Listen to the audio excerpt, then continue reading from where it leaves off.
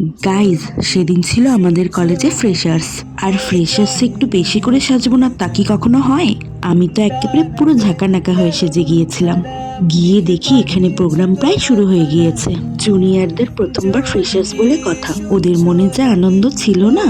আমাদের জুনিয়ররাও কিন্তু কম যায় না। ওরা এখানে কি সুন্দর করে র্যাম্প ওয়াক করছে, তারপর আমিও এখানে সুযোগ পেয়ে একটু র্যাম্প ওয়াক করে নিলাম। আর যেখানে আমার পার্টনার হয়েছিল এই ভাইটা, পার্টিসিপেট করার যখন একবার সুযোগ পেয়েছি তখন আর ব্যাপারটাকে ছাড়িনি। ওরা র্যাম্প ওয়াক করার পরে আমাদের এখানে একটা ডান্স প্রোগ্রাম ছিল, আর আমরাও এখানে একদম ফাটিয়ে ডান্স করেছি। তারপর ডান্স করার পর আমাদের সবাইকে এখানে একটা করে জুস দিয়ে যায়। আচ্ছা বলো তো, আজকে আমাকে দেখতে কেমন লাগছে?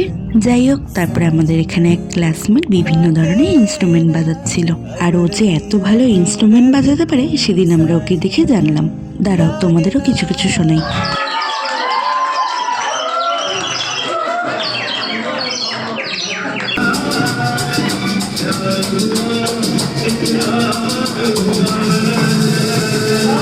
কি সুন্দর বাজায়, তাই না? তারপর ওর কিছু জিনিস নিয়ে আমাদের এখানে স্যারও বাজানোর একটু চেষ্টা করছিল। আর আমাদের ক্লাসেরই ছেলেগুলো, বাপরে বাপ, ওদের ডান্স দেখে কি আর বলবো, কি লেভেলের যে ডান্স করে আজ পর্যন্ত ধরতে পারলাম না। তারপর ওদের ডান্স করার পর এখানে ছিল একটা সিনিয়রদের গানের পারফরমেন্স, আর ওরাও বেশ ভালো গিয়েছিল। তারপর আমাদের এখানে শুরু হয় বাঙালির বিখ্যাত ডান্স। আর গাইজ, এখানে এমন উড়াধারা ডান্স করেছি না, কি আর বলবো। ডান্স দেখে তো একদম ফ্লোর ফেটে যাওয়ার জোগাড়।